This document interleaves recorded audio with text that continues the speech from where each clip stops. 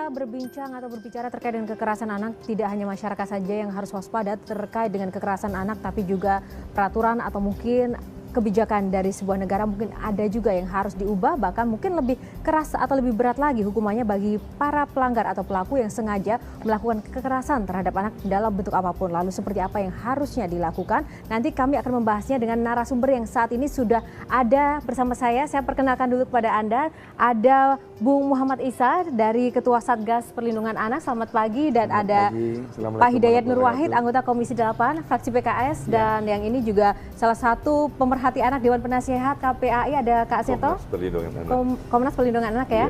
Selamat pagi semuanya. Selamat pagi. Dan pemirsa, nanti kita akan berbincang terkait dengan kasus kekerasan anak yang saat ini marak terjadi, namun saya hadirkan dulu informasi yang satu ini untuk Anda.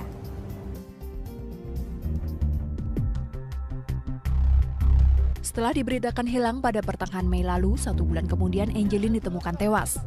Selain dibunuh dan dikuburkan di rumahnya sendiri, Angelin juga menjadi korban pelecehan seksual. Tragedi Angelin hanyalah satu dari sekian kasus kekerasan seksual terhadap anak di tanah air, yang jumlahnya kian hari kian meningkat. Ironisnya, aparat penegak hukum dinilai belum siap menghadapi gelombang kasus kekerasan tersebut. Masih banyak ditemui kekeliruan hasil investigasi yang justru merugikan pihak-pihak tidak bersalah. Dorongan agar aparat penegak hukum lebih berhati-hati dalam menangani kasus anak diungkapkan oleh Komisioner Kompolnas M. Nasir, yang sekaligus juga mendorong para penegak hukum ini agar menerapkan standar penyidikan kasus kekerasan seksual terhadap anak melalui scientific crime investigation dan pembuktian rasional. Hal senada juga disampaikan oleh ahli forensik Dr. Ferry Albasbet. Ada tendens kekerasan seksual pada anak dari hari ke hari itu semakin meningkat jumlahnya. Yang pertama, yang kedua, kami juga melihat aparat penegak hukum, apakah polisi, jaksa maupun hakim belum siap, belum terlalu terampil dalam menghadapi menangani kasus-kasus, sehingga banyak sekali terjadi atau kita menemukan beberapa kekeliruan atau boleh saya sebut sebagai salah dalam penanganan, ada arah yang salah dalam penanganan. Sebenarnya kalau yang kuat identifikasi pelaku itu kok identifikasi pelakunya itu kan berarti dari sperma, gigi, misalnya dia digigit gitu, terus satu DNA dari tangan, DNA dari mana-mana gitu loh. Angka kekerasan terhadap anak-anak di Indonesia pun jumlahnya tidak main-main. Data yang diperoleh dari Komnas Perlindungan Anak pada tahun 2011 lalu tercatat ada 2.426 kasus. Jumlah ini terus meningkat pada tahun-tahun berikutnya. Di tahun ini saja hingga bulan Mei sudah tercatat lebih dari 339 kasus kekerasan anak, di mana 50% kasusnya adalah kasus dengan kekerasan seksual. Jadi 95% dari penelitian menunjukkan bahwa korban pembunuhan dilakukan oleh orang-orang yang telah mengenal korban sebelumnya. Itu satu. Nah, kenapa anak-anak jadikan sebagai sasaran korban? Karena anak-anak itu berbeda dengan orang dewasa. Anak-anak lebih rentan. Anak-anak cenderung dianggap lebih lemah, kemudian dijadikan sasaran kejahatan yang lebih besar proporsi dibandingkan dengan orang dewasa. Tidak hanya masyarakat yang harus lebih waspada dan peduli terhadap berbagai kasus kejahatan yang menimpa anak-anak di sekitarnya. Peraturan negara pun sudah selayaknya ditegakkan dengan lebih tegas, atau justru harus diubah menjadi lebih berat bagi mereka yang sengaja melakukan, membiarkan atau menyuruh tindak kekerasan kepada anak. Ya pemirsa, itu tadi terkait dengan fenomena kekerasan anak. Saya ingin bertanya pada Bung Iza soal kematian Angelin ini. Sebelumnya juga beberapa saksi menyatakan pernah melihat kondisi Angelin yang memar atau keluar darah dari hidungnya. Artinya sebelum Angelin meninggal atau dinyatakan hilang, warga atau lingkungan pun sudah ada tanda-tanda sesuatu yang tidak beres. Apakah mungkin sebenarnya bisa dicegah sebelumnya seandainya mungkin warga melapor begitu, kepekaan sosial yang mungkin harus dimunculkan? Ya, jadi memang kita turut berduka ya. Dan kemarin teman-teman dari Satgas juga mengadakan 1000 lilin malam itu. Dari kronologis yang kita dapat semua, memang proses dari awal ini kan berawal ketika bapaknya meninggal, bapak angkatnya meninggal, situasi mulai buruk dan pengasuhannya mulai tidak berjalan. Dan kita melihat sampai ada laporan berangkat ke sekolah tidak disiapkan, kemudian terlambat datang, kerja berat, kemudian dan segala macam. Jadi memang situasi buruk itu mulai terjadi dan sangat memprihatinkan. Nah, sebetulnya ada persoalan yang sangat mendasar dalam kasus Angelin ini. di mana kemudian ada proses illegal adoption di situ antara orang tua kandung dan orang tua angkat itu tidak melakukan proses adopsi yang benar. Nah, undang-undang kita PP 54 mengatur bahwa adopsi itu kalau orang asing harus dengan intercountry itu Kemensos dan pengadilan. Tapi ini tidak dilewati, hanya melalui akte notaris dicatatkan di situ. Nah, ketika kemudian terjadi persoalan, tidak ada sistem monitoring dari pemerintah. Kalau dia itu melalui tim PIPA, pertimbangan izin pengangkatan anak, itu ada monitoring dari pekerja sosial ke rumah. Tapi karena nggak ada pelaporan ke pemerintah, tidak ada yang mengawasi sama sekali. Ya. Jadi ini membuat kemudian anak ini hidup dalam kondisi yang sangat buruk, dalam situasi di mana ada kepentingan bermain dalam keluarga itu gitu. Ya, lalu Kak Sito, dari apa yang menjadi keterangan dari Bung Isa tadi, apakah sebenarnya di masyarakat kita menganggap bahwa kekerasan kepada anak itu belum menjadi sesuatu kejahatan yang luar biasa? Iya, sebetulnya sudah ya, tetapi kadang-kadang ada hambatan di mana belum disadari bahwa masyarakat bisa bertindak lebih jauh. Artinya masyarakat boleh memperingatkan, masyarakat boleh mencegah atau kemudian melapor kepada polisi. Jadi seolah-olah, wah kalau ada apa-apa itu korbannya sendiri yang harus melapor begitu.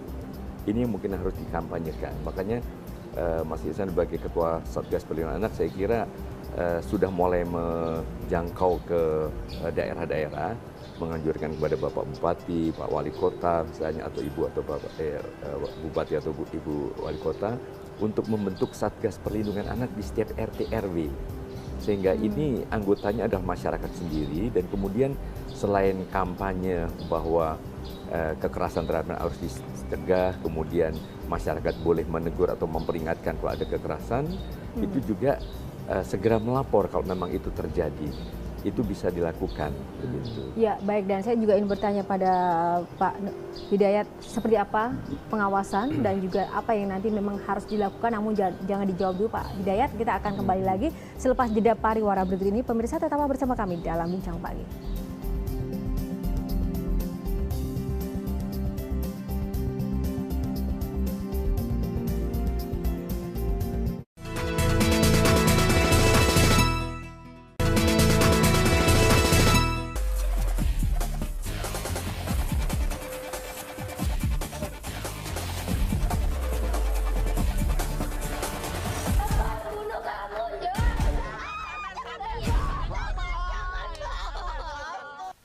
Yang terungkap aja sudah luar biasa, mencengangkan, kok bisa ini terjadi.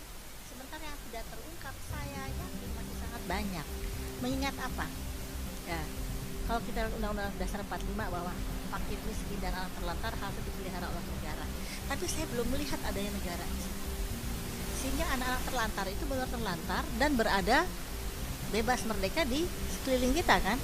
Nah, tentu saja mereka menjadi sasaran empuk dari orang-orang yang mau berbuat iseng, yang ingin menyalurkan hasrat nafsunya, karena pada anak-anak itu kan tak berdaya, lemah, mudah ditipu, mudah diiming-iming. Ya pemirsa, kekerasan anak di mana negara itu yang menjadi poin khusus yang akan kita bahas. Saya ingin menanyakan pada Pak Hidayat Nur Wahid selaku anggota DPR Komisi 8. Pak, apakah mungkin dengan kebijakan yang bisa diubah atau diperberat pada pelaku itu bisa menjadi salah satu hal yang bisa kita cegah sebenarnya? Bagaimana sejauh ini DPR mengawasi adanya kebijakan pemerintah dalam menangani kasus soal anak-anak ini? Baik, ya tentu kita lagi-lagi prihatin ya dengan terus berlanjutnya kejahatan terhadap anak-anak kita. Sehingga ada yang menyebut Indonesia darurat perlindungan anak. Bu Mensos malah menyebut Indonesia darurat kejahatan seksual terhadap anak-anak. Jadi negara sebenarnya sudah memahami bahwa ini ada kondisi kedaruratan. Dan memang harus melalui jalur hukum penyelesaian masalah ini. Karena apa? Indonesia adalah negara hukum. Begitu kata Undang-Undang Dasar Negara Indonesia tahun 1945. Nah, dalam konteks hukum sesungguhnya kemarin sudah ada perubahan ya terhadap Undang-Undang Nomor 22 tahun 2003 dan kemudian menghadirkan undang-undang baru, Undang-Undang Nomor 35 tahun 2014 terkait dengan perlindungan anak. Beragam pasal sudah diperbaharui, tapi ada hal yang menurut saya penting untuk ditegaskan lagi. Ada tentang kewajiban, ada tentang larangan, tetapi pasal terkait dengan hukuman mati ternyata ada. Di pasal 89 ayat 1. Tapi anehnya pasal 89 ayat 1 itu hanya terkait dengan kasus-kasus yang diatur di pasal 76 ayat 1C, yaitu perlibatan secara sengaja anak-anak dalam yang terkait dengan narkoba. Nah, bayangkan kalau yang terkait dengan narkoba, yang barangkali tidak seluruhnya menghadirkan volume yang sangat besar, bisa dikenakan pasal hukuman mati. Tapi bagi mereka-mereka yang melakukan kejahatan terhadap anak, demikian sangat mengerikan seperti kasus Angelina di Bali ini, kok malah pasal yang akan diberlakukan adalah terkait dengan pidana yang akan dihukum maksimal 15 tahun. Saya kira ini satu hal yang tidak adil ya, kalau diukur dengan pasal tentang hukuman mati terhadap pelibatan anak terkait dengan narkoba. Sementara mereka yang membunuh anak dengan cara yang sangat bengis, sangat sadis, ya seperti yang diberitakan inilah, masa hanya 15 tahun. Jadi ini juga celah hukum yang saya yakin perlu untuk diperbaiki. Saya kira saya akan mengusulkan nanti perubahan kembali terhadap pasal 29 ini untuk kemudian memberikan sebuah perangkat hukum yang mudah-mudahan akan membuat orang-orang berpikir 1000 kali untuk melakukan kejahatan terhadap anak-anak, apalagi sampai pada tingkat membunuh, dan mudah-mudahan akan memberikan efek jerah. Kami di DPR juga dalam rapat dengan Ibu Menteri Prof. Yohana, Ibu Menteri Pemberdayaan Perempuan dan Perlindungan Anak, kami sudah mengingatkan bahwa kami DPR, saya di Komisi 8 sejak periode yang lalu, sudah mengusulkan dan sudah disepakati dengan Ibu Linda Agung Gumelar, Menek PP, PA pada periode yang lalu, bahwa Kementerian Negara ini harus dinaikkan statusnya. Untuk melindungi anak-anak kita dan perempuan-perempuan kita tidak cukup dengan Kementerian Negara yang hanya ada di tingkat negara dan kemudian hanya koordinatif, tidak mempunyai kaki sampai tingkat, apalagi sampai tingkat kelurahan. Dan anggarannya pun sangat kecil karena memang Kementerian Negara hanya sekitar 240 miliar. Itu pun 60%-nya adalah untuk gaji pegawai. Kami mengusulkan agar kementerian ini mendapatkan keadilannya setara dengan Kementerian Pemuda dan Olahraga, Kementerian Pertanian, kementerian yang terkait dengan nelayan. Mereka mempunyai kementerian penuh dengan anggaran yang lebih dari 10 kali lipat dari anggaran Kemenek PP dan kewenangan sampai pada tingkat akar rumput. Itu sudah menjadi keputusan DPR dengan pemerintah. Nah, ketika kemudian kemarin Pak Jokowi mengumumkan kabinet di kabinet kerjanya, memberikan satu nama yang mengesankan bahwa memang sudah terjadi perubahan. Kementerian sekarang namanya bukan lagi Kementerian Negara, tapi Kementerian Pemberdayaan Perempuan dan Perlindungan Anak. Kami berhusnuzon, wah ini namanya sudah berubah, berarti juga kemudian kewenangannya juga akan berubah, anggarannya juga berubah sesuai dengan kementerian-kementerian yang lain. Ternyata kami kaget karena namanya berubah, kewenangannya tidak berubah sama sekali, kemudian anggarannya pun juga tidak berubah sama sekali. Tidak berubah ya. Kami sudah kritisi kepada Prof. Yohana untuk kemudian menuntut haknya, dan beliau waktu itu setuju untuk menuntut haknya. Tapi kami kaget lagi karena dalam ajuan rancangan anggaran untuk 2016 ternyata tidak berubah sama sekali, hanya sekitar 269,3 miliar, dan itu tidak mencerminkan tentang adanya perubahan untuk keseriusan melindungi anak dari beragam kejahatan dan kedaruratan tadi. Ya, lalu gimana jika ada keterangan dari Pak Hidayat tadi, Mas Izal menilainya seperti apa? Jadi gini, ada poin di mana kemudian pembagian kewenangan pusat dan daerah itu kan sudah diterapkan sebetulnya, dan pelindungan anak, masalah sosial itu sudah didistribusikan ke daerah. Presiden harus mulai fokus, concern untuk menghimbau semua daerah. Persoalan utama kita itu di akar rumput. Di tingkat nasional, mungkin semua kita sudah melek semua, sadar bahwa tidak boleh ada kekerasan, tidak boleh ada penelantaran, tidak boleh ada perlakuan salah. Kita semua sadar. Kita tahu nilainya, tahu normanya, tapi jangan lupa di akar rumput itu tidak bisa diwujud dengan baik. Kita tahu bahwa Cibubur itu kasusnya di tengah-tengah kota besar, dan kemudian orang semua hidup di situ dengan kemewahan dan segala macam bentuk kondisi yang sangat ada. Tapi kita menemukan anak terlantar di situ. Artinya apa? Bahwa di bawah itu nggak siap infrastrukturnya. Nah, kenapa Satgas Perlindungan Anak itu bicara bahwa RT RW itu mesti ada petugas-petugas yang khusus mengingatkan, datang ke rumah, ngetok pintu. Coba lihat, nyamuk itu ada namanya Satgas Jemantik. Ingatin Bu, tolong dikuras airnya apa.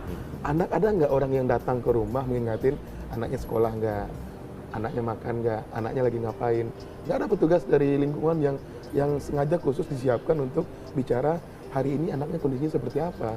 Nah, ini tidak mungkin dijangkau dari nasional. Kebijakan oke, tapi implementasinya di lapangan. Nah, saya berharap bagaimana mengkonsolidasikan bupati, wali kota, gubernur, bahwa anak ini adalah harapan bangsa. Mereka adalah potensi dan mutiara yang kita harus bangun dengan baik. Kalau begini kondisinya, kita lihat angka sekarang itu 7,4 juta yang terlantar, kemudian 2 juta sekian yang bekerja, yang di jalanan segala macam. Pertanyaannya, ini mau jadi apa nantinya? Ini mereka akan besar semua. ini akan menjadi persoalan bangsa ini. Kalau kita nggak bereskan, oke lah, saya setuju bahwa kementerian-kementerian dikuatkan. Tapi ketika bicara kementerian, mereka kemudian di produk kebijakan juga sangat terbatas. Dan alhamdulillah sekarang saya konsen mengawal di Kementerian Sosial untuk tentang pengasuhan, RPP pengasuhan. Kita sekarang juga mengusulkan ke DPR RUU pengasuhan. Tapi ini berat sekali prosesnya. Bahkan kemarin RUU pengasuhan terlempar dari prolegnas karena dianggap tidak prioritas. Nah, kita tidak bisa berharap di tingkat nasional terlalu besar gitu. Kita harus turun ke bawah. Oke. Ya, turun ke kelurahan, ke kecamatan, karena di sana ini banyak kepentingan besar yang kemudian dianggap anak ini nggak penting tuh. Nah, itu anak itu tidak penting. Nah, apakah memang itu yang memang terjadi di masyarakat sekarang? Apalagi kalau kita melihat bagaimana kemudian proses adopsi yang sekarang begitu mudah dan banyak juga masyarakat yang mengabaikan bagaimana syarat-syarat yang memang harus dipenuhi. Dan nanti kita akan bahas lebih lengkap lagi. Pemirsa tetaplah bersama kami. Sesaat lagi Bincang Pagi akan kembali.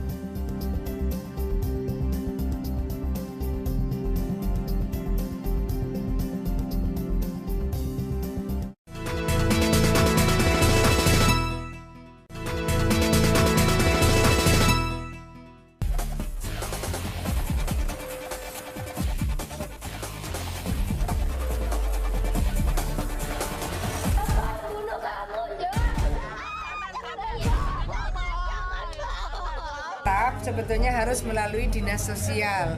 Dinas sosial akan mengirim tim untuk melakukan visitasi minimal 3 kali untuk melihat kelayakan seseorang yang mau mengadopsi.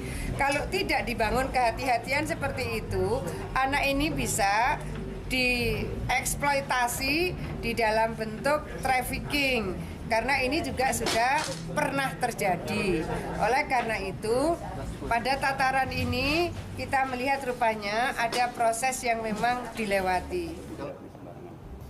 Ya, tadi Bung Iza mengatakan bahwa sekarang fenomena marak menganggap anak menjadi tidak penting. Padahal mungkin orang-orang dewasa perlu tahu ya, tanpa ada menjadi proses anak-anak, tanpa ada kita-kita semua. Seperti apa Kak Sito menyikapi dan melihat ini, fenomena seperti ini? Iya, memang benar sekali bahwa ini suatu mindset atau paradigma keliru yang masih terus bertahan sampai sekarang. Seolah-olah anak ini kalau dalam keluarga adalah hak milik orang tua. Demi disiplin, demi pendidikan, boleh diperlakukan apa saja. Nanti kalau ada orang tua, orang lain ikut campur, jangan ikut campur. Ini anak-anak saya misalnya. Lalu yang kedua adalah anak sebagai komunitas kelas bawah. Jadi ada apapun juga anak boleh dikorbankan. Kesulitan ekonomi, anak bisa diperdagangkan. Kadang di tingkat menengah ke atas, artis cilik yang harus syuting sampai tengah malam tanpa diperhatikan kesehatan dan sebagainya.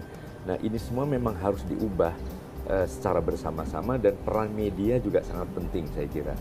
Tetapi kembali tadi dalam tataran yang paling praktis, kalau tadi nyamuk saja ada yang mengurusi, ada yang mengingatkan, ini anak loh, iya, anak juga. Jadi kalau Satgas Perlindungan Anak dibentuk mungkin berdasarkan perda misalnya bupati atau wali kota.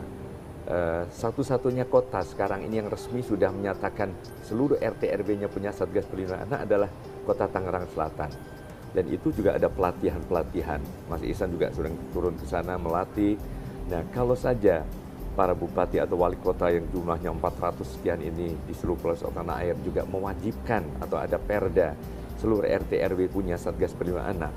Mungkin upaya apa yang secara nasional sudah digerakkan tadi sampai ke tataran paling bawah juga bisa dipraktekkan, dan saya kira para anggota masyarakat sangat senang kok dilibatkan dalam Satgas Perlindungan Anak ini. Iya, dengan melihat kondisi bahwa ternyata belum ada perubahan anggaran untuk anak-anak. Secara konkret program seperti apa sih agar masyarakat kita juga lebih tahu terhadap fenomena di sekitar, khususnya terkait anak-anak, yang mungkin dapat membantu atau mencegah kekerasan terhadap anak itu terjadi? Ya, lembaga-lembaga yang ada ini ya terus, misalnya dari Komnas Perlindungan Anak aktif melakukan semacam seminar, talk show, pelatihan-pelatihan baik kepada orang tua maupun kepada guru. Kadang-kadang kekerasan juga terjadi di sekolah. Jadi memang kepedulian ini seluruh pemangku kepentingan perlindungan anak, termasuk ada polisi sahabat anak misalnya juga terjun ke lapangan, ada asosiasi pengusaha yang peduli pada anak misalnya.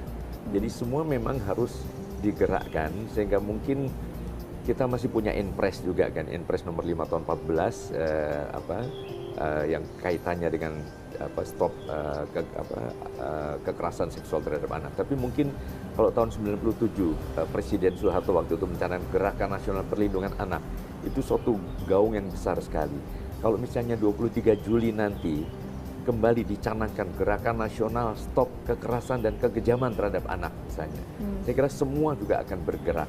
Gerakan baik media, baik LSM, baik semua unsur dalam masyarakat. Apalagi kasus Angelin ini sangat-sangat membuat orang tertuju pada suatu momentum yang sangat tepat sekali untuk menggerakkan kembali masyarakat. Ya, ini Pak Hidayat masih ada waktu sampai dengan nanti 2016. Apakah masih mungkin DPR kemudian mendorong lebih lagi agar kementerian sekarang menerapkan kebijakan yang sudah disetujui pada periode sebelumnya atau mungkin meningkatkan anggaran untuk anak-anak?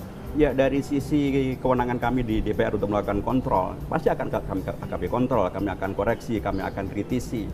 Tapi pada akhirnya terpulang kepada menteri maupun kepada negara untuk melaksanakan apa yang menjadi kewajiban mereka setelah dikontrol oleh DPR, diberikan masukan oleh DPR, dikritik oleh DPR.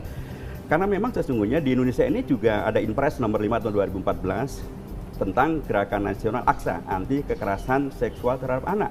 Kalau dibaca undang-undang Inpres ini sangat rinci sesungguhnya apa yang harus dilakukan oleh Menko, oleh Menteri, oleh Gubernur, oleh Bupati, semuanya terpapar di sana. Atau mungkin dorongan dari DPR kurang keras begitu? Kurang keras apa Mbak? Sampai pada tingkat kami meyakinkan Menteri untuk mendapatkan persetujuan agar kemudian dari sisi nama pun dirubah dan agar kemudian dana itu juga bisa ditingkatkan, termasuk juga karena kewenangan bisa ditingkatkan. Sudah disetujui, Menteri sudah setuju dalam rapat rapat kerja dengan DPR. Tapi berikutnya, ya ini harus terus kami, nanti dalam rapat kerja dengan Ibu Menteri pada waktu yang terdekat, pasti ini akan kami kritisi. Tapi harus kami tegaskan juga bahwa terkait dengan adopsi, kalau kita merujuk pada Undang-Undang nomor 35 tahun 2014, jelas disebutkan di sana bahwa kalaupun adopsi itu harus dalam rangka kepentingan anak, bukan kepentingan orang tua yang mengadopsi. Satu. Nomor dua juga yang harus diperhatikan adalah antara yang mengadopsi dengan yang diadopsi harus satu agama, tidak boleh agama yang lain, karena itu akan menjadi permasalahan berikutnya, menghilangkan jati diri dan lain sebagainya. Nah, itu menjadi poin penting nanti sejauh mana adopsi dan prasyarat yang memang harus kita perhatikan bersama agar tidak terjadi kasus-kasus seperti Angelin ini. Dan nanti kita akan bahas lebih lanjut pemirsa, tetap bersama kami, kita jeda dulu bersama Bincang Pagi.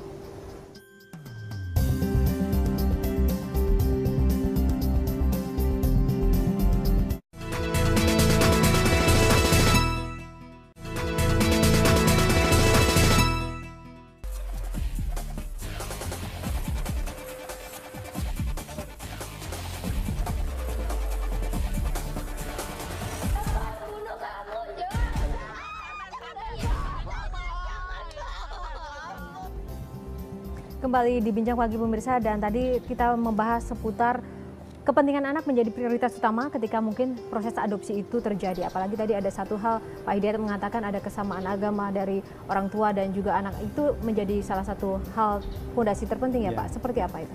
Ya, prinsip itu memang diatur dalam Undang-Undang tentang Perlindungan Anak, perubahan terhadap Undang-Undang nomor 23 tahun 2012, dalam Undang-Undang baru Undang-Undang nomor 35 tahun 2014. Jadi prinsipnya sebenarnya adalah agar anak itu tidak kemudian terhilangkan jati dirinya.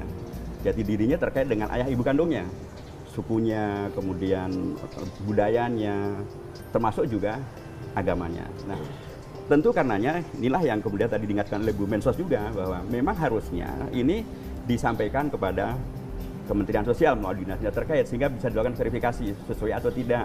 Kalau memang sudah sesuai, karena sekali lagi Undang-Undang tentang Perlindungan Anak itu kata kunci utamanya adalah demi kepentingan anak. Ketika diadopsi, demi kepentingan anak, bukan demi kepentingan orang tuanya atau siapapun juga. Nah, saya kira salah satu yang penting untuk dilakukan berikutnya adalah sosialisasi seluruh aturan negara ini kepada warga bangsa kita, supaya mereka memahami betul melalui perangkat hukumnya, melalui perangkat eksekutifnya, sehingga dengan demikian maka sebab dalam Undang-Undang tentang Perlindungan Anak nomor 35 tahun 2014 juga sudah diatur, termasuk kewajiban sekolah, kewajiban tenaga pendidik, termasuk kewajiban masyarakat. Kalau mereka melihat ada indikasi anak terjadi kejahatan terhadap mereka, mereka harus melaporkan kepada pihak kepolisian. Itu diatur Mbak dalam Undang-Undang tentang Perlindungan Anak. Ketika kemudian masyarakat tahu si Angel ini diperlakukan semacam ini, kemudian diam saja.